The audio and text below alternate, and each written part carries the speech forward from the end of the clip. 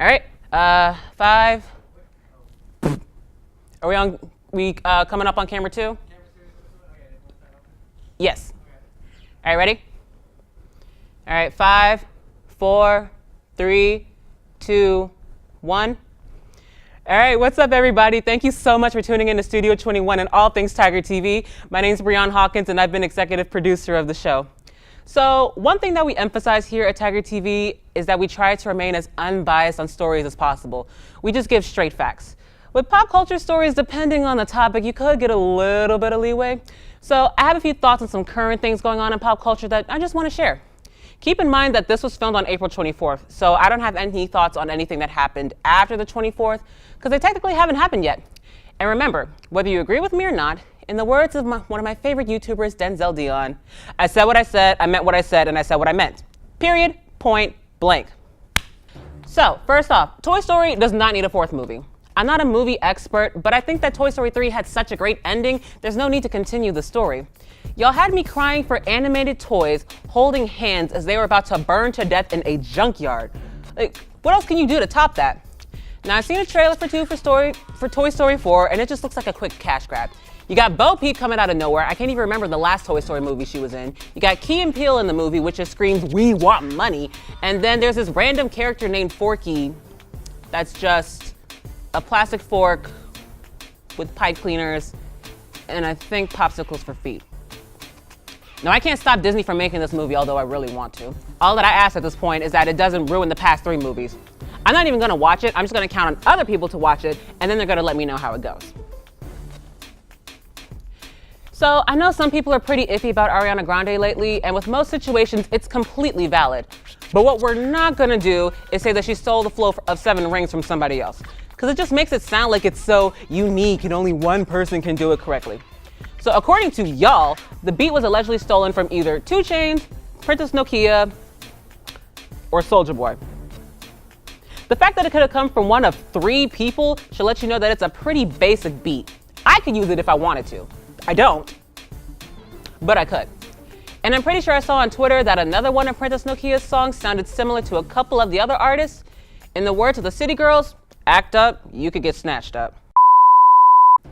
Number 3, dear Khloe Kardashian, Jordyn Woods did not ruin your relationship with Tristan Thompson.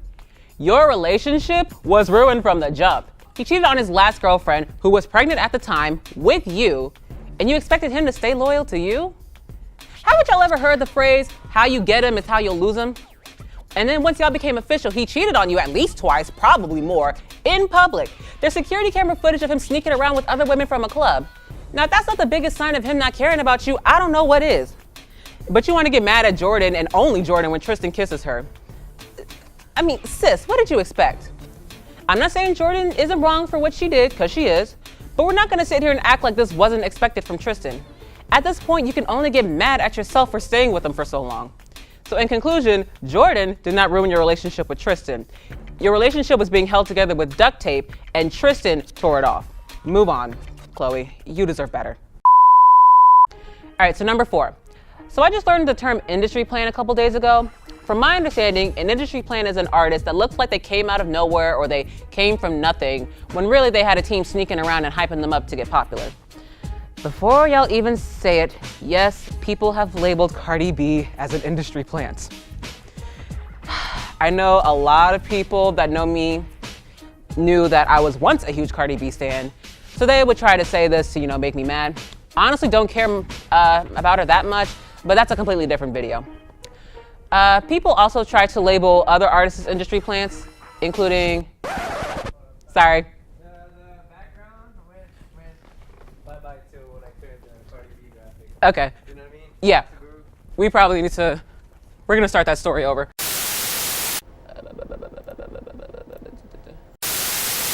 Let me check and make sure it's still recording. Before y'all even say it, yes, people have labeled Cardi B as an industry plant. I know a lot of people that know me, and they know that I was once a huge Cardi B stan, so they would say this to try and make me mad. Honestly, don't care about her that much anymore, but that's honestly a completely different video. So, people have tried to label other artists as industry plants, including like Chance the Rapper, Juice WRLD, Billie Eilish, Blueface, Post Malone, Travis Scott, Bryson Tiller. You get my point. I think this is important information for people that are passionate about music and want to learn more about the industry and all the tricks that they tend to pull. But as a 21-year-old rising senior in college that's trying to figure out where she can apply her degree after graduation on top of other things, I personally don't care who's an industry plant and who's not. I need music to wake me up in the morning, to actually get up out of bed, to do homework, to de-stress, to make walks to class less boring. As long as the artist isn't incredibly problematic, I'll listen to who I want, and you guys are not gonna make me feel guilty about it. But speaking of someone who isn't problematic, apparently, some of y'all tried to say that Khalid is an industry plant. Now, listen, I don't stan a lot of people, but when you try to come for someone that I stan, then you're basically trying to come for me, which I am not and never will be here for. Y'all can claim anybody y'all want, anybody. But you're not gonna bring Khalid into this mess. If y'all are coming for Khalid, y'all are gonna have to go through me first. Period. Actually, that goes for Lizzo as well. Don't try to label Lizzo as an industry plant either. Okay, so number 5. Now you know we gotta talk about Old Town Road for a second. I'm sure y'all heard the original song and the remix by now and are trying to figure out whether it counts as country or hip hop or rap. I honestly wanna say that it's a country song and y'all are just mad that it's got bass and a beat. But also, I want it to count as country mainly because of the lyrics. And yeah, I know they're kind of stereotypical. Horses in the back, cowboy hat from Gucci, take my horse to the old town road, I'm gonna ride till I can't no more. Yeah, they're pretty generic, but I think the country community should go ahead and claim this one as their own. Mostly because this will probably be the only country song that most people will listen to and care about. Also, I have a question for Apple Music specifically. Maybe other streaming services are doing this too, but I've only seen Apple Music do it so far. So I want to know, why is the original version of Old Town Road labeled under hip hop and rap, but the version with Billy Ray Cyrus is considered country? Now I have an idea as to why, but I'm probably not allowed to bring it up here, and this isn't worth losing my job. In case you don't know about cancel culture already, it basically consists of people finding dirt on celebrities and saying that they're canceled before that person can even explain themselves. Now, a lot of the time, the people that have been called out deserve to be canceled. I'm not gonna explain the Romeo Lacoste situation, look it up on your own, but that is a great example of someone who needed to be exposed. The stuff that he was pulling was what he was doing as a grown man. But sometimes, y'all try to find stuff on everybody, and it's honestly annoying. So for example, there's this one guy on the internet named Kelvin Peña that goes by the name of Brother Nature, because it just seems like animals love him. I vaguely remember one time where people on Twitter pulled old tweets from when he was about 12 years old and tried to cancel him for it.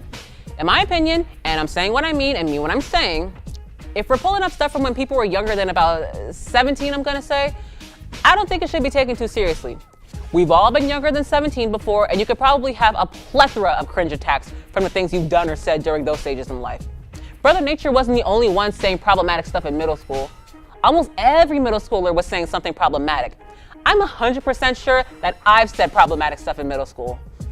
Honestly, I've said some things in high school that I wish I could take back. Unfortunately for Brother Nature, his message just stuck online forever. Yes, what he said was offensive, but what do you expect from a 12-year-old kid on social media? Some cringeworthy things are gonna be said. Again, some people deserve to be called out on their mess, but some of y'all are reaching so far back, y'all probably had to stretch first. So this is my last opinion for now. And I know it happened a couple of years ago, but I never really got a chance to say how I really feel about it. So you might remember Miley Cyrus's album Bangers. Oh, just me? Well, dang, all right.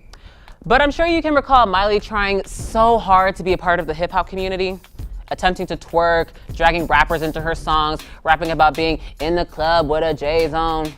Once that didn't work, surprise, surprise, she decided to separate herself from it, saying that the music was basically too explicit for her. I have so much pent up anger about this situation, I don't know where to start. The main thing that needs to be said is, you're just mad because hip hop did not work out in your favor. How are you gonna do what you did during the whole Bangers era, then turn around and say hip hop's too vulgar? First of all, duh, hip hop's been vulgar. It's been raunchy for decades. Like, look at the music video to 50 Cent's Disco Inferno. Listen to the Ying Yang Twins, the East Side Boys, Lil Jon, Lil Wayne, Trina, Lil Kim, the list goes on and on. I mean, My Neck, My Back. I mean, Juicy J, 3-6 Mafia.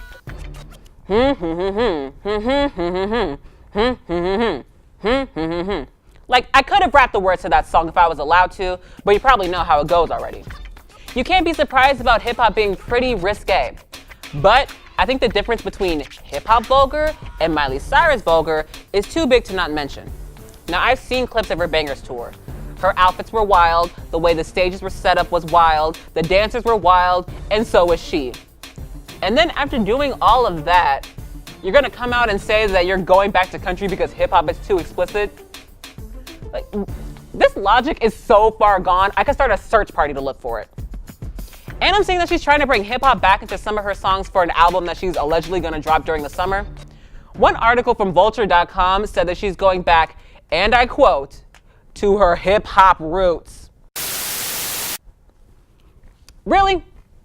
Like, honestly, really? The only roots I can remember coming from her were from the wigs on Hannah Montana.